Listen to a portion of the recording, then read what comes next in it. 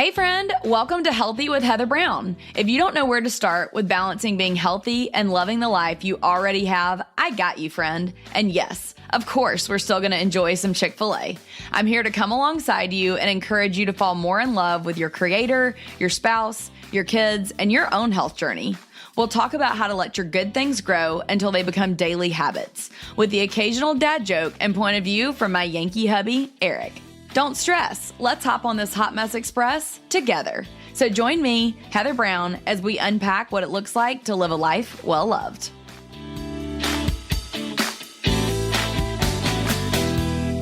Hello, everybody. Welcome back to another episode of Healthy with Heather Brown. I am so excited for y'all's excitement about this episode because ever since I did my first roundup of Christian podcasts on the My Life Full Love blog many moons ago, y'all have been in my ears about coffee and crumbs. Y'all even suggested Ashlee as a guest for the podcast.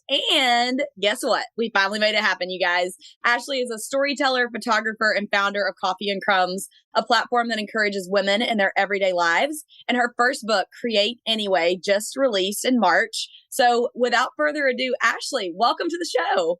Hi, thank you so much for having me. I'm very humbled by that kind introduction. Yes, of course.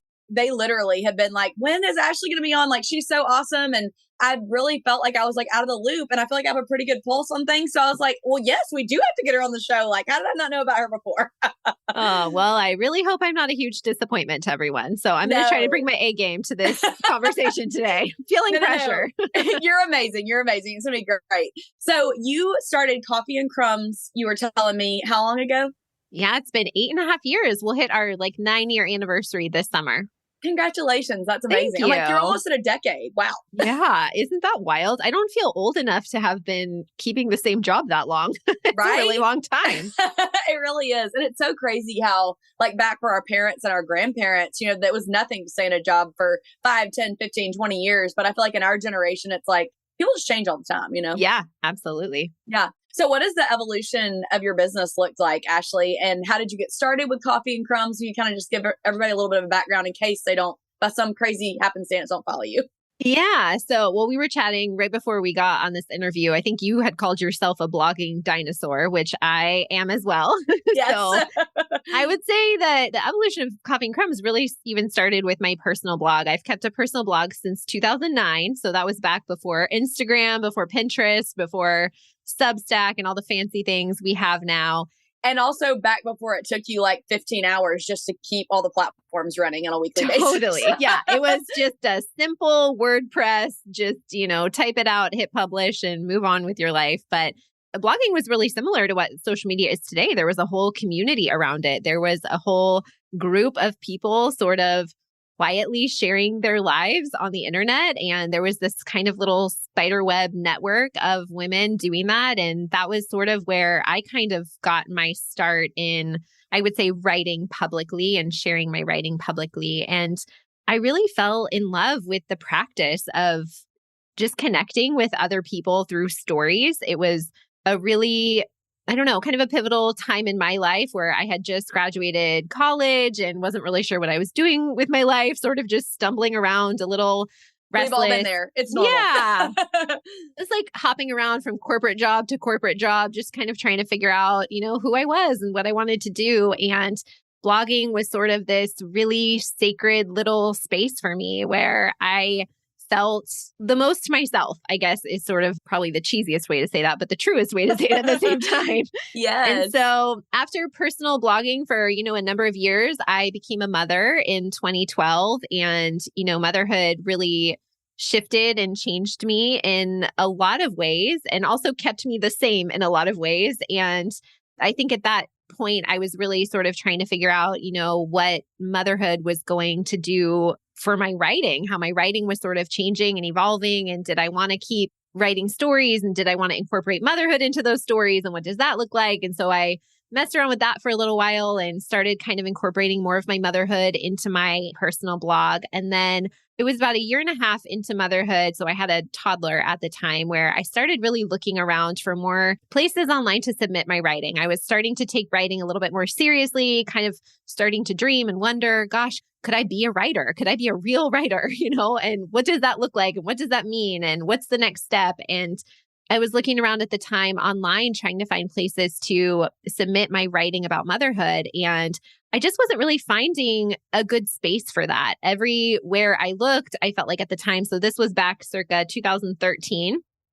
Nowadays there are a lot of beautiful, honest, just really kind spaces for mothers on the internet. But back in 2013, that wasn't super normal. And I just found that everywhere I looked, there was a lot of clickbait content. There were a lot of portrayals of motherhood that were overly glamorized and staged. And I just couldn't seem to find anywhere on the internet where women were just writing gritty stories together, just vulnerable accounts of what motherhood was really like and the hard parts and the beautiful parts and the broken parts and the redeeming parts. I was looking for this sort of like whole picture of what motherhood was. And I wanted to contribute to that. And I couldn't find it. And so one day in the shower, God sort of just dropped this like fully formed idea in my head that, I should start the place that I couldn't find.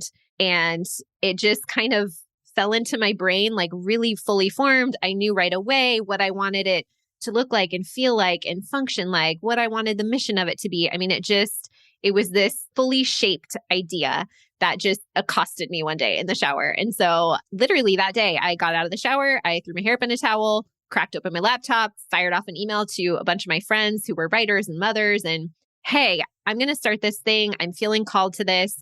Do you want to do it with me? This is what it's going to be like. And, a bunch of them said yes. And we've been pretty much running ever since. I really liked a lot of the words that you use, like redeeming and storytelling, and even just how you went to your community with that idea. One of the things that we've been talking a lot about recently in the Healthy with Heather Brown and Mindful Love space is what it looks like to explore biblical community with women in your space. And I just want to tell you, first of all, that when I went to your website and you use the word the way that it feels, your website feels like it has God's presence and just like women's hearts all over it. So thank you for creating that space. I think you're right. God did call you into that. I think that's so neat. But we've been talking a lot about this almost like missing piece in the puzzle right now, where it feels like, you want to address women's mindsets, their spirit, their physical health, all these things, and also community in that. How do you feel like you've been able to walk through that journey with moms, and how do you encourage them in their mind, body, spirit, living in a broken world, but as Christian women? First of all, I just want to thank you so much for your kind words about just what you felt like when you came to our website. That brings tears to my eyes, literally. Just really validating to hear that. So I really appreciate you. Yeah, that is such a big question.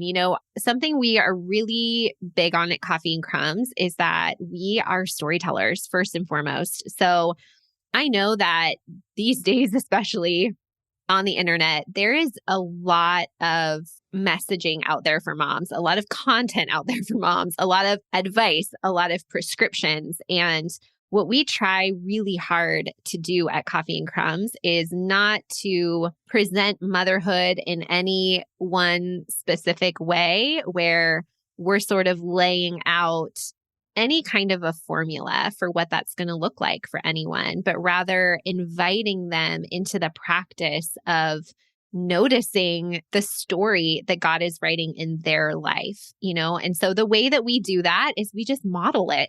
I mean, that's really all we do. We tell stories at Coffee and Crumbs.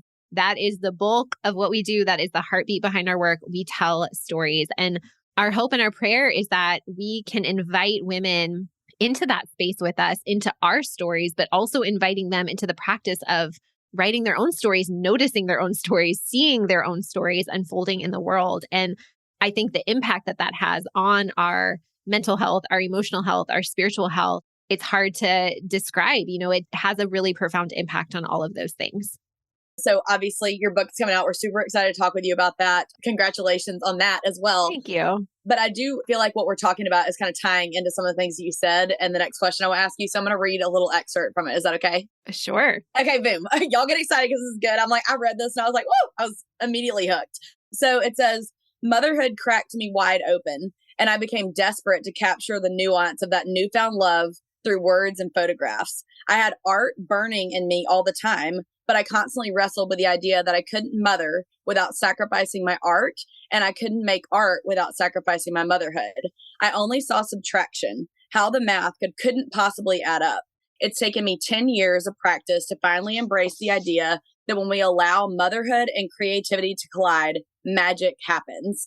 So first of all, I love that. I just think it's the way that you wrote it is so beautiful and raw. And I think that that's why it spoke so much to me. And I know your book is going to be so powerful in so many women's lives. So can you just elaborate some more on some of the turning points that help you embrace that truth? I see a lot of moms struggle with what is my purpose ultimately? Or, I just don't feel like I can take the time for myself to dabble in my art or my writing or my movement of my body or whatever it is. I would just love to hear kind of what helped you embrace that truth. One of the most popular questions I hear is, how do you do it all? Or, can I pick your brain? And I always laugh because my knee-jerk reaction is, oh girl, I don't do it all. And now I have a way to let you pick my brain about my business. I have an incredible team of women helping me manage my crazy behind the scenes and keeping my life well loved and this podcast running smoothly. Because Lord knows I'd be a hot mess express trying to do it all myself. This year, I launched a course where I finally do a deep dive and share all the raw details about how I built my business and team to where it is today. My COO, Alyssa, and I recorded over 2 hours of video into 9 lessons to create a course that reviewers are saying is unlike anything else out there. Hey, their words, not mine. But hold on, the videos aren't all. I'm going to read you my list of what it includes so I don't forget any of it. There's a 28-page workbook with questions to move you from stuck as a solopreneur to thriving as a team, or even just hiring your first assistant, with smart goals and steps to guide you from point A to point B efficiently. A behind-the-scenes look at our application, hiring process, and critical onboarding process, my cannot-miss first step in hiring a new employee, and how to cultivate a team buy-in. There's a deep dive on my team's inner workings, our operating systems, favorite apps, and index full of time-saving tools we use to keep our team running smoothly. If you're ready to take your business, side hustle, or network marketing lifestyle to the next level and grow a team, I'm your girl. Head to www.mylifewellloved.com/team to grab yours today. Yeah. It was so fresh when I first became a mother. I think that was the hardest transition, of learning how to be a mother and not forget about or let go of the other parts of myself that were still there, that were still longing to be there and longing to be part of my life and part of my days.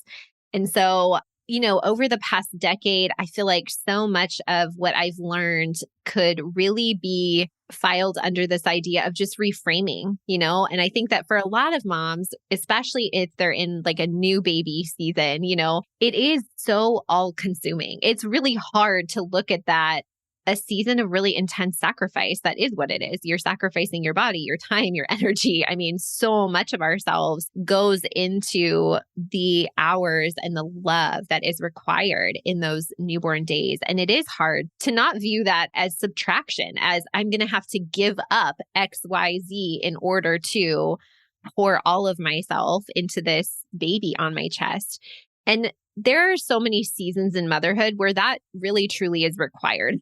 I don't want to sugarcoat that or pretend that that's not true, but I find that what I've learned over time is that there is a way to view creativity as something that adds value to your life and is not stealing moments away from your motherhood, and to view your motherhood as adding value to your creativity and not stealing time away from your art. And, when we get into that mindset where our art is taking away from our motherhood and our motherhood is taking away from our art, all it does is breed bitterness, resentment.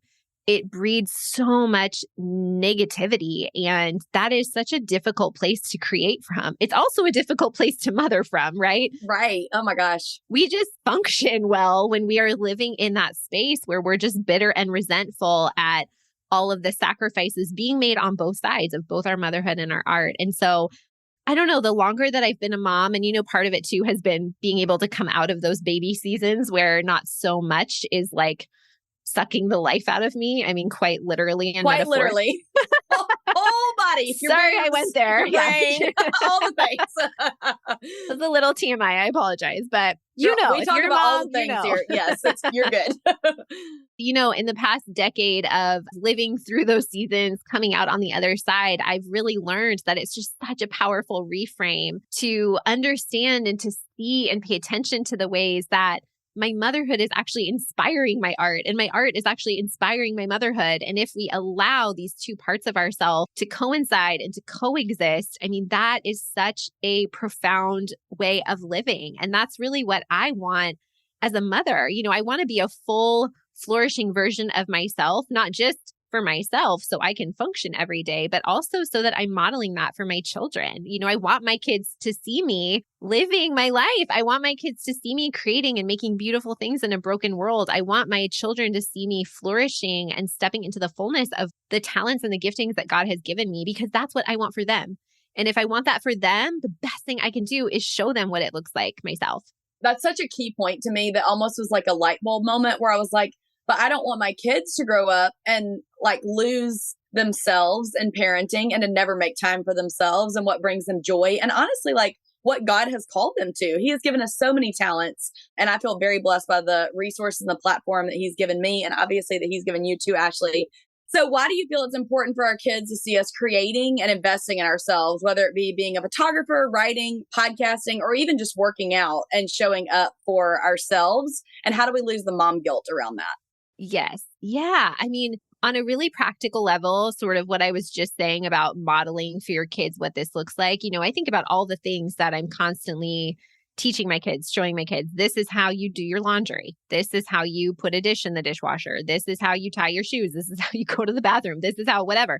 I mean, when you think really in the course of your life of all of the things you are going to teach and model for your children, I want my children to be creative. I want them to be in tune with the giftings and the talents that God has hardwired into them. And so one of the best ways I can showcase what that looks like is to actually do it in front of them. And I spent so many years of my mothering trying to like really separate that. When my kids are creating, I'm going to go do chores. Or when my kids are occupied, I'm going to go create in my bedroom with the door shut. I really did. I tried so hard for so long to kind of keep like my art hours in one box and my parenting hours in another box. And what I've realized over time is that when my kids are sitting down to create, that's a beautiful time for me to sit down and create. At the end of my life, I don't want my kids to only remember me as someone who did a really good job vacuuming. Like I vacuum all the time in front of my kids. Why would I not also show them the other parts of me and what it looks like to flourish, in the fullness of who God has called me to be? And so I do think that's important. I think self-care and taking care of yourself, making time to exercise and eat real food is also equally important to showcase our kids. And ultimately, when parents are doing those things to take care of ourselves, I really believe that the fruit of that spills out into our family. And so I love to just really encourage mothers, especially who are maybe wrestling with guilt or feeling like this is selfish. It's selfish to make art. It's selfish to work on my creative pursuits, in the margins of my days. I love to reframe that for women of like, it's not selfish for you to take care of yourself so you can better take care of your family. In some ways that can actually be selfless, for you to actually give yourself that permission to take a little bit of time and a little bit of space to do the things that make you feel alive. The fruit of that spills over. And that's a good thing. It's good. It's holy. We should be doing that. Yes. That makes me think so much about like, whole health. And like, I feel like as a culture, we so want to be like, go to the gym and I work out. And then I go to, like you said, like my kids are occupied. I lock myself in the bedroom and I do my work. And then I like separately carve out this time to go to church on Sunday. Whereas, like back in biblical times and all the times essentially before now, everything was just interwoven. Like you worked out by being active with your kids and playing outside. And you did all these things that were so interwoven. And I think that that's one thing that I am really learning in my spiritual, mental, and physical health journey right now that I want to work on. Because I think that I fall into that pitfall of what you're saying, where I'm like, I'm going to lock myself back here to do my work when that doesn't always have to be the case, So that's powerful. Okay. So we talked on the show before about the pressure from society, social media, and others, but we haven't really dived into the pressure we put on ourselves through perfectionism. But there's a huge difference between pursuing excellence and pursuing impossible perfection. And obviously it can be really stressful, like we were talking about, trying to keep all the balls in the air and all the balance. So how do you think moms can stay away from the pitfalls of perfectionism and rely on Christ in it instead? Oh, this is such a hard one for me. I know, for everybody. Yeah, I struggle with this so much. I struggled with it a ton while I was writing the book, and I'm even struggling with it now. If you want to put your perfectionism to the test, try putting your printed words in a book that can't be changed. There is nothing harder for a perfectionist than to watch their work go out into the world knowing that they cannot possibly make it better. And yet, it's not as good as it could be. I mean, that has been such a practice of surrender for me. I'm still experiencing it. This book is coming out in a couple of weeks, and I panic all the time about all the ways I wish it were better, all the sentences I wish were stronger. And yet I have to let it go. I have to surrender. And for me, again, I keep using the word reframe, but it's like the word of the day that keeps coming back to mind here. But for me, I mean, what really helps me battle perfectionism, and I say battle in the present tense because this is something I am actively battling right now as we're having this conversation, is just this reminder that, God asks us to be obedient. He has never asked us to be perfect. That is not something he requires of us. That's the whole gospel message, right? We are not perfect, yet we were saved by the one who is. And so when I put myself in my own proper place, right? Like so much of this is putting the right emphasis on the right thing. And I think at the end of the day, reframing this from how can I make my work perfect to accepting and surrendering the idea that I can't, and then fully embracing, but was I obedient? Did I give my all? Did I put everything I had into this? I did. I put everything I had into this, and I was obedient to what God asked me to do. And that's all that I've been asked for. That's all that was asked of me. And there is a peace in accepting that. And yet, in my experience, it is still something I have to remind myself of, like literally every day.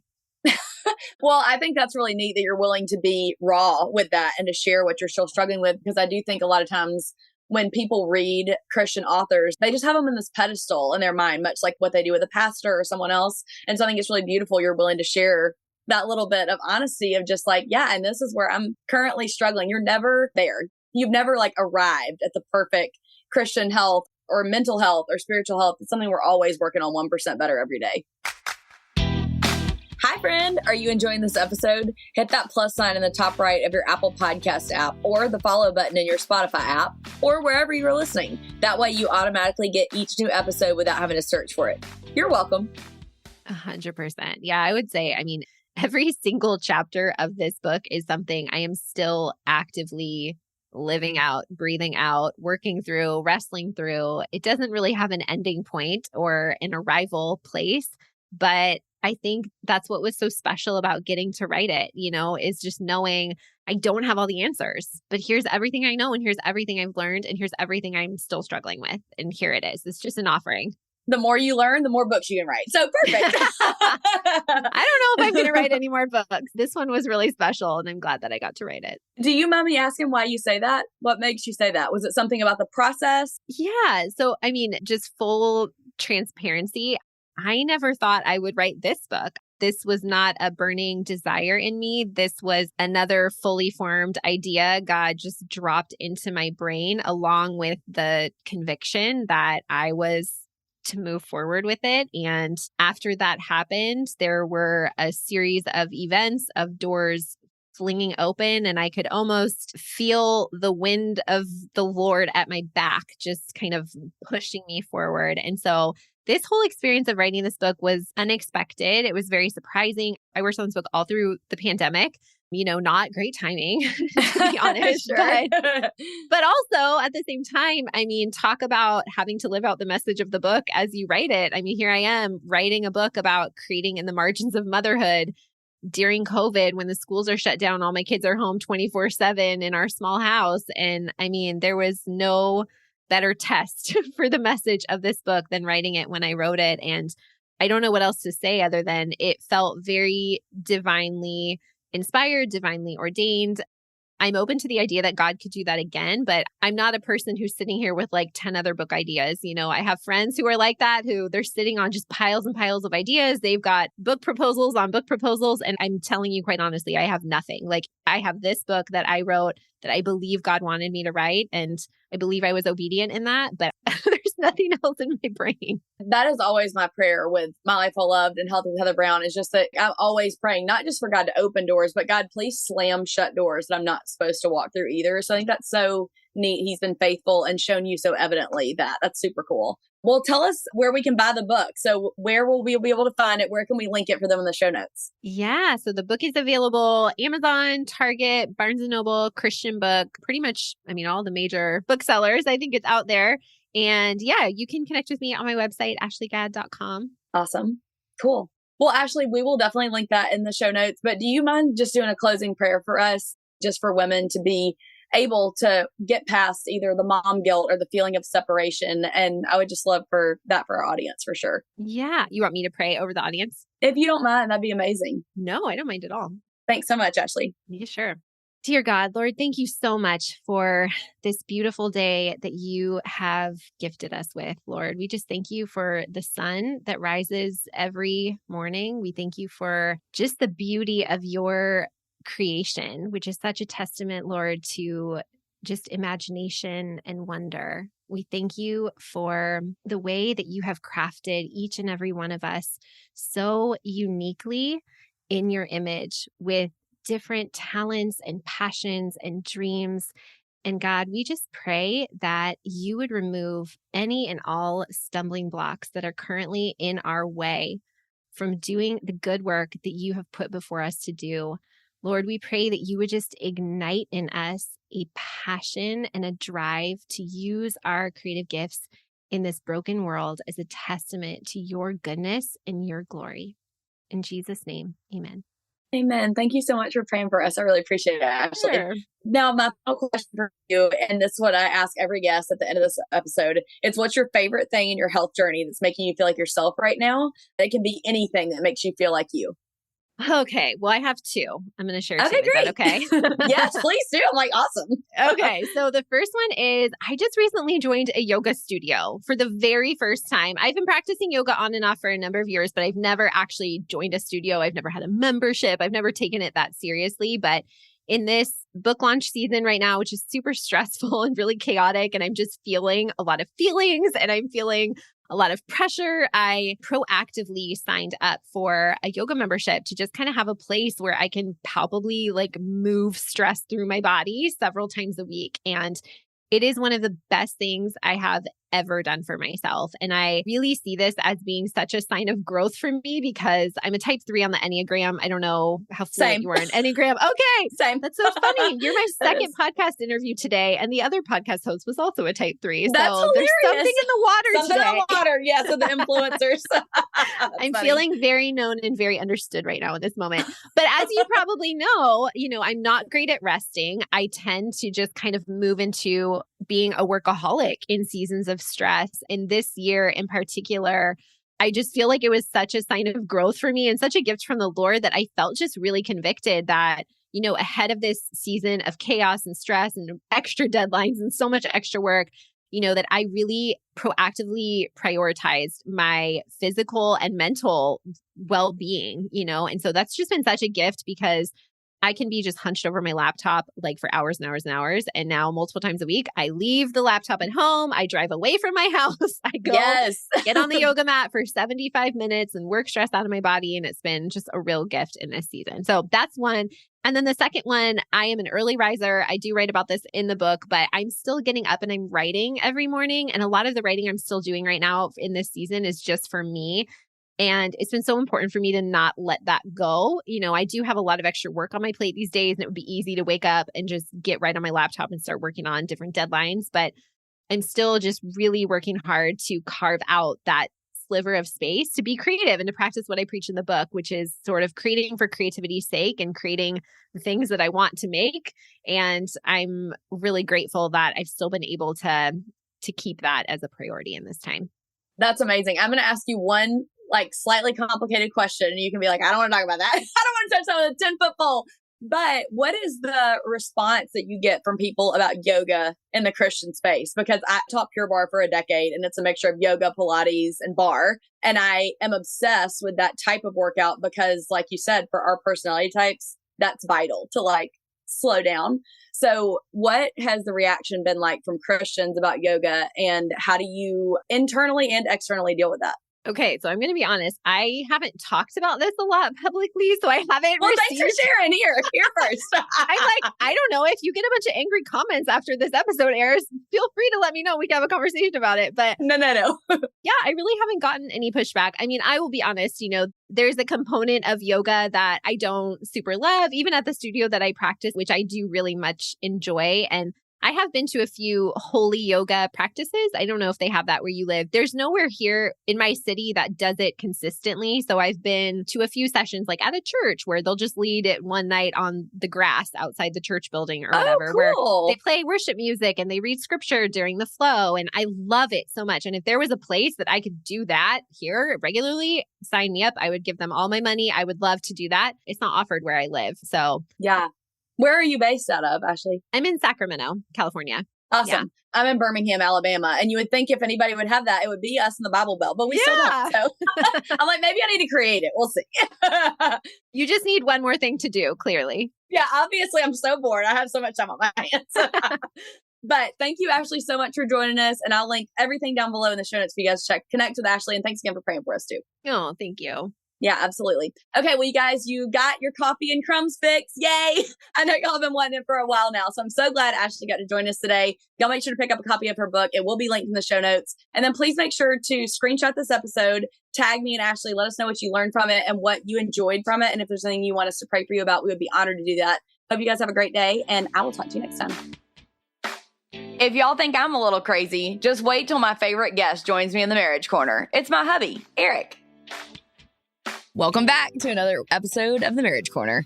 Can I just say I am feeling so much more energetic than our last Marriage Corner. I was feeling, I think my blood glucose was probably around 30. I was probably pretty close to going into a seizure if I had to guess. I'm not going to lie. At one point, I was like, do I need to shake him? Like, is he about to literally fall out of the chair? But it wasn't a Marriage Corner. It was a full episode. All right. I'm a big proponent of the keto diet, but there is a very real getting used to the keto diet when your blood sugar gets pretty low from eating low carbs. So having said that, I'm back.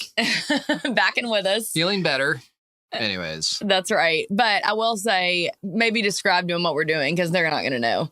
They're going to be like, why are you doing keto? What's going on? Oh, okay. So just typically we do this most springs. It's kind of a reset, cleaning up the diet, after the holidays. A lot of times, you'll be eating more than you want, drinking more than you want. And I think Heather and I both encourage that sometimes. Everything's in balance and there is a time to splurge, but there is also a time to get things back in balance. We talk about that a lot. And doing the keto diet, very low carb, is part of that. For Eric, I actually talked with one of my coaches. I told her I wanted to do this. It's just like a cleanse, a reset, push that reset button like we always talk about on your Sunday reset. And instead of me doing it the way Eric is, I'm only eating all natural, whole veggies and meats pretty much. But I am having like potatoes or things to give me more carbs than what Eric is having to help stabilize my hormones.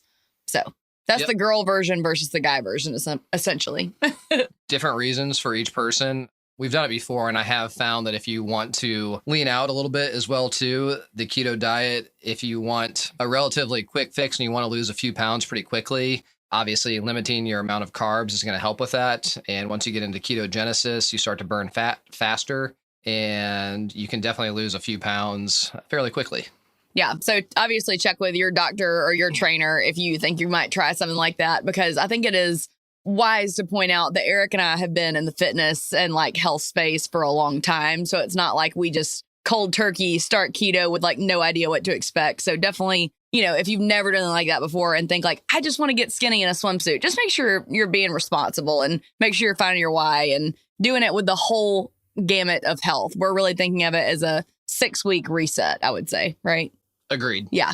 Back to the basics. And the label reading mindset, we definitely gotten away from that. So I'm glad to be back at it. Yes. All right. So back to the Marriage Corner. being from Indiana, I am a huge basketball fan. Grew up watching all the tournaments, watching the brackets come out. You know, every March, my dad would sit me and my brother and sister down. We would fill out our brackets. I'll never forget when my sister picked UCLA to win.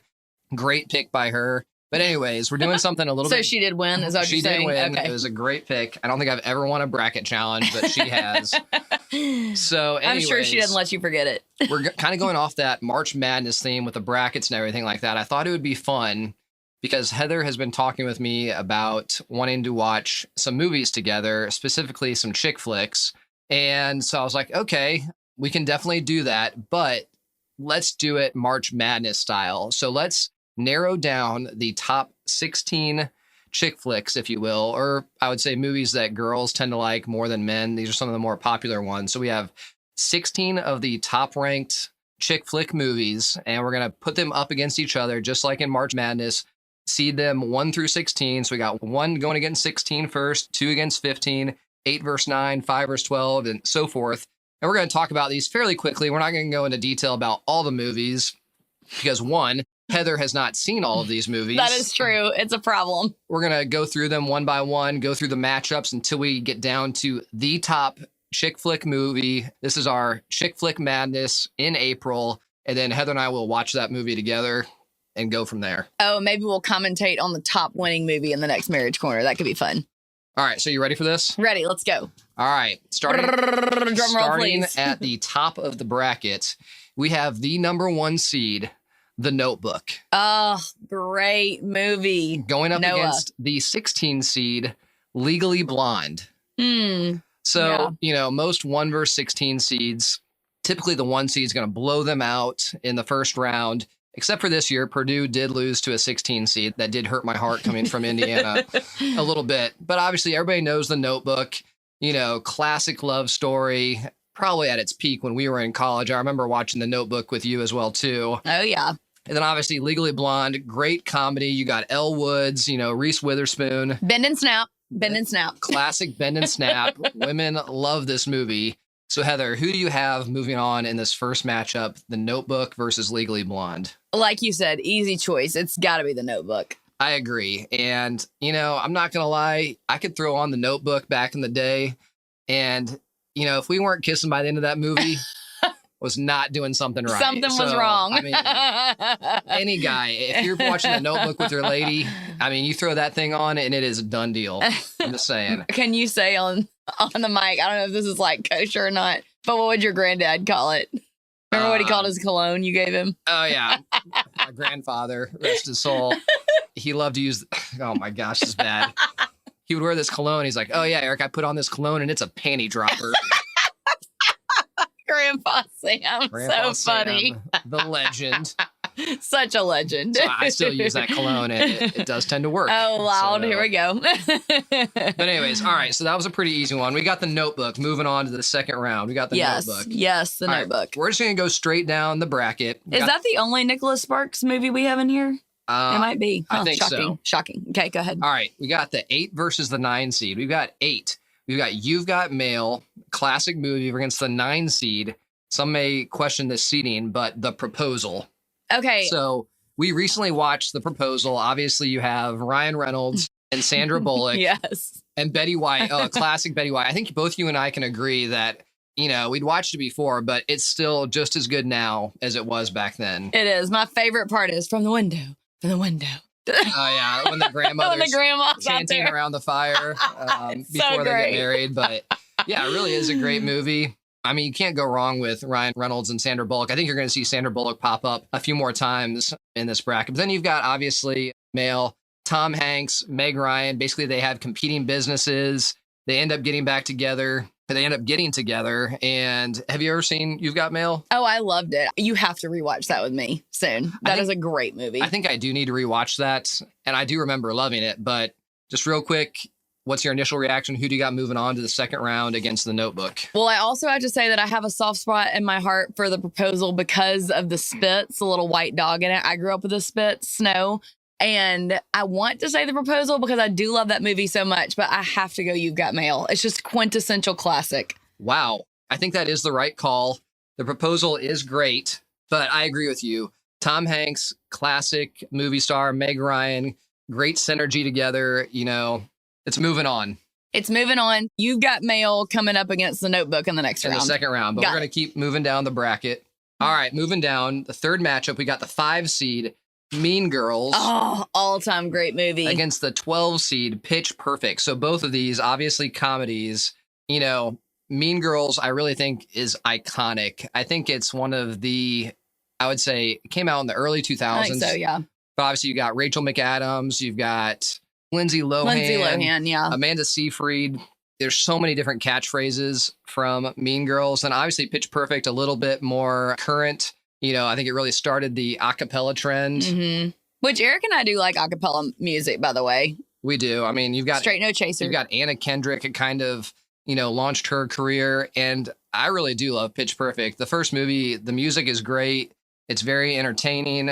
I think I have to just step in, and I think you got to move Mean Girls through to the next round. Oh, 100%. On Wednesdays, we wear pink, baby. We wear pink. I've got my pink cup right here. All right. So Mean Girls, next matchup, we've got the 4 seed, How to Lose a Guy in 10 Days versus the 13 seed. This might be a little bit of a curveball, but we're saying Twilight. I remember when Twilight came out, you were either Team Edward or team was it Jacob? Who's Jacob. The werewolf? Team Edward versus Yeah, Team Jacob. I mean, you've got, once again, Kristen Stewart, you got Robert Pattinson, their first real movies. And Twilight, they dated after the movie, right? So the drama was high. Twilight was a phenomenon. And I still think a lot of women like to watch Twilight, and they like the books.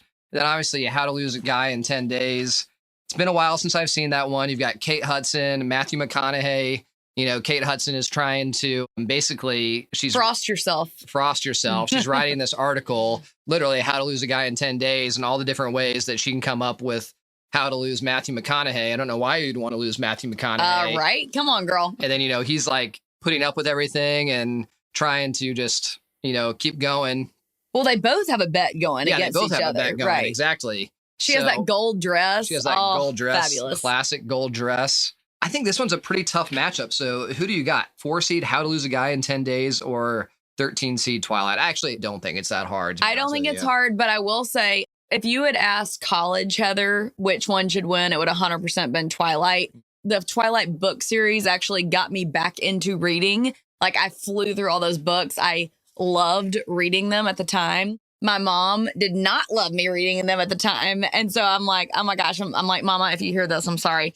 But I am moving How to Lose a Guy in 10 Days because I watch the movies back now and I just want to cringe at the acting. All right, moving to the bottom half of the bracket, we have the 6 seed, Miss Congeniality, versus the 11 seed, Bridesmaids. Once again, 2 comedies going up against each other.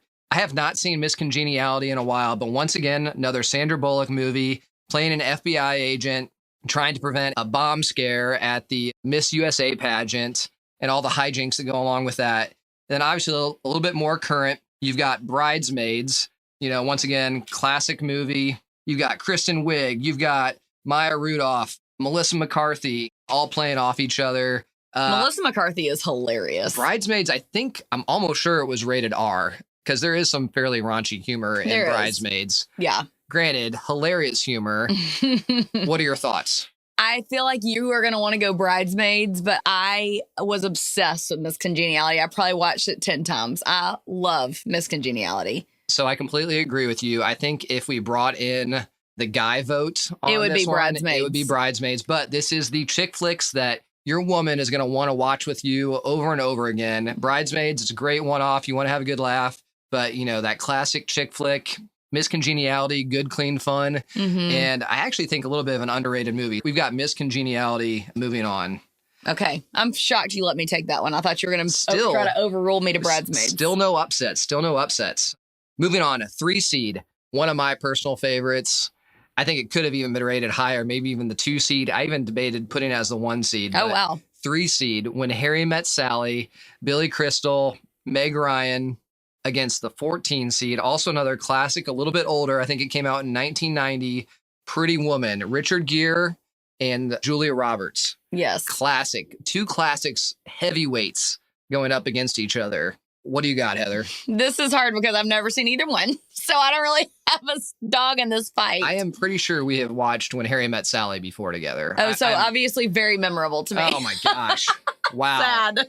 He must have been making out with me too much in college during that movie. Maybe I did speed things up a little bit. Oh, During that gosh. movie. But When Harry Met Sally, obviously you got Billy Crystal, Meg Ryan. They are kind of little known acquaintances. They go on a road trip across the USA.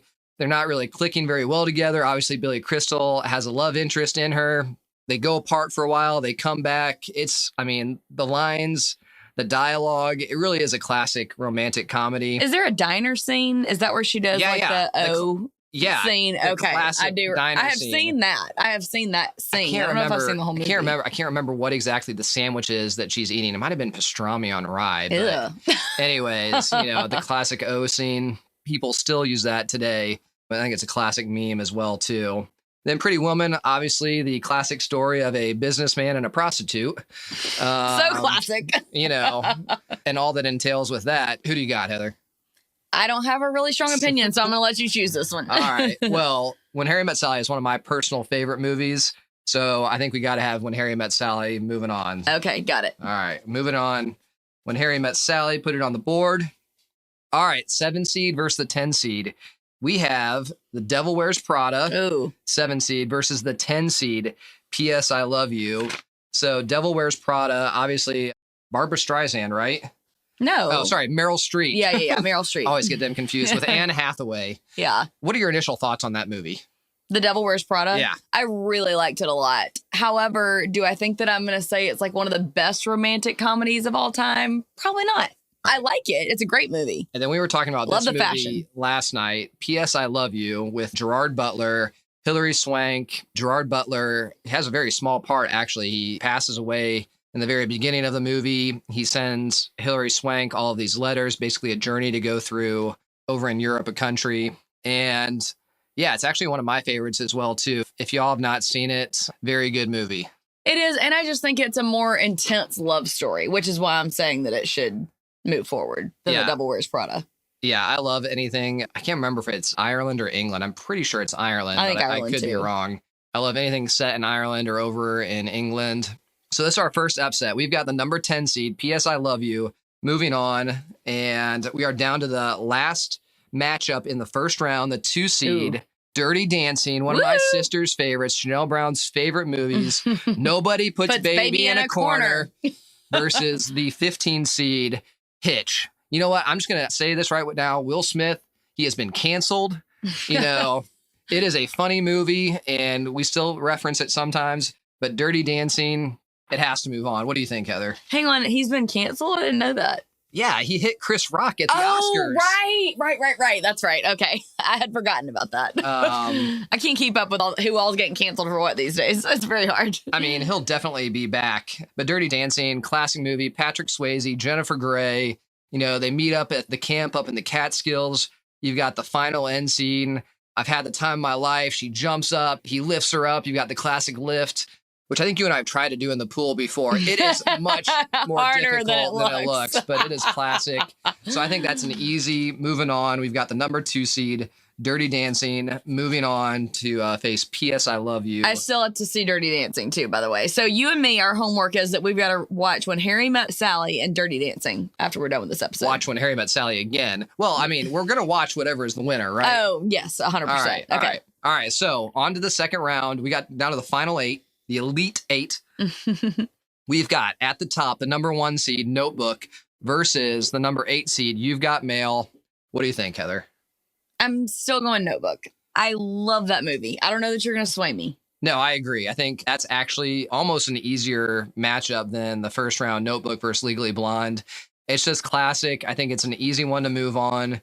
Notebook, moving on to the final 4. Go Noah. Go Noah.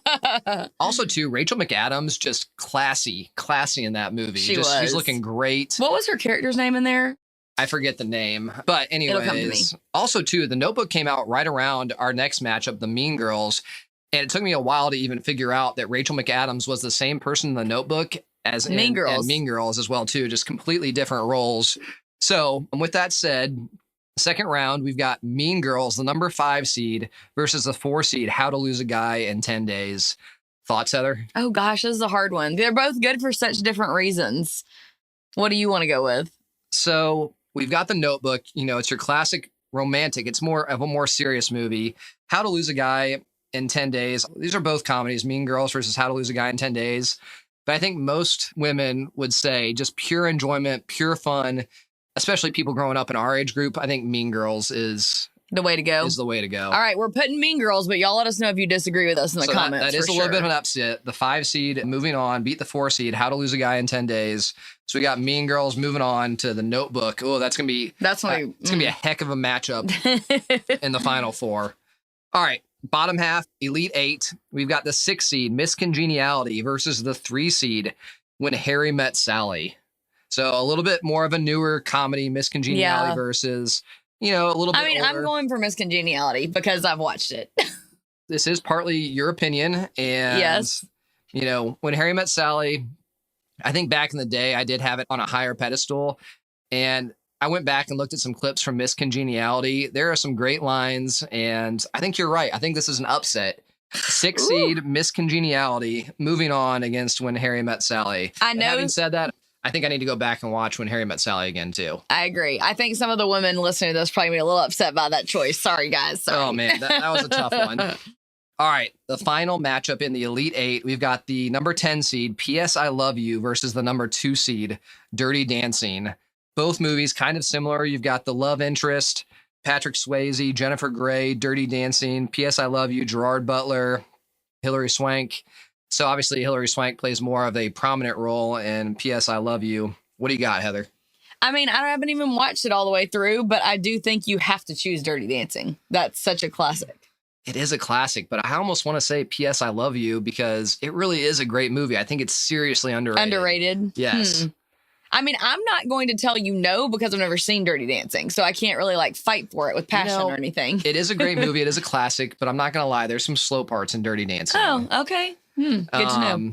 If it's okay with you, I think moving on. You're going P.S. I love you? All right. Yeah. P.S. it is. All right, that is quite the upset. The number 10 seed. I love a Cinderella story.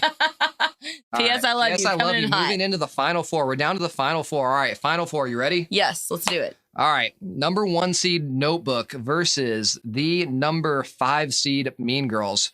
Couldn't be two different movies. Notebook, you know, classic romantic comedy. Mean Girls, almost just pure comedy. Who's moving on to the finals? The Notebook.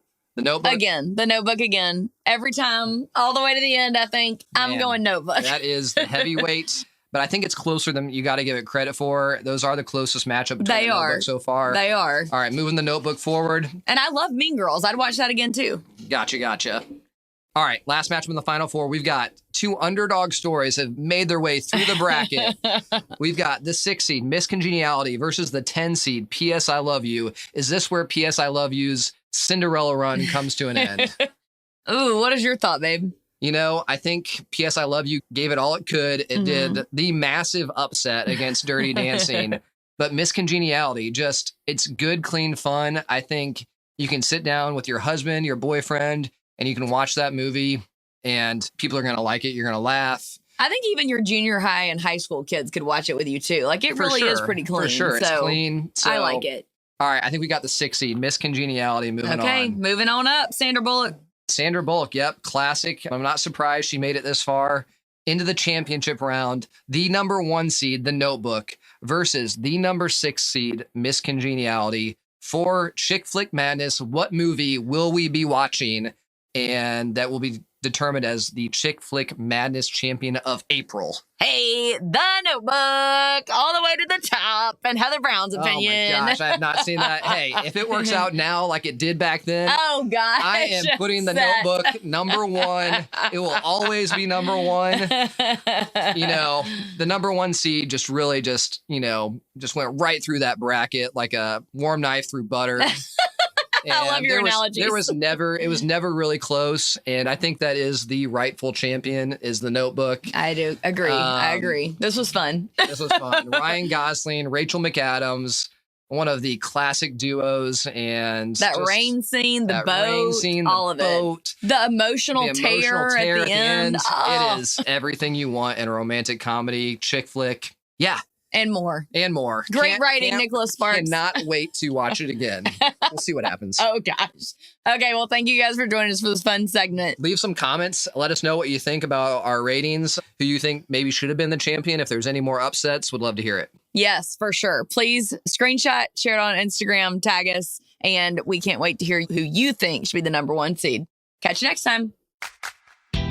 Hey, if you're loving the show, click that follow button on your podcast app. This will ensure you won't miss a single episode. I'll see you next time.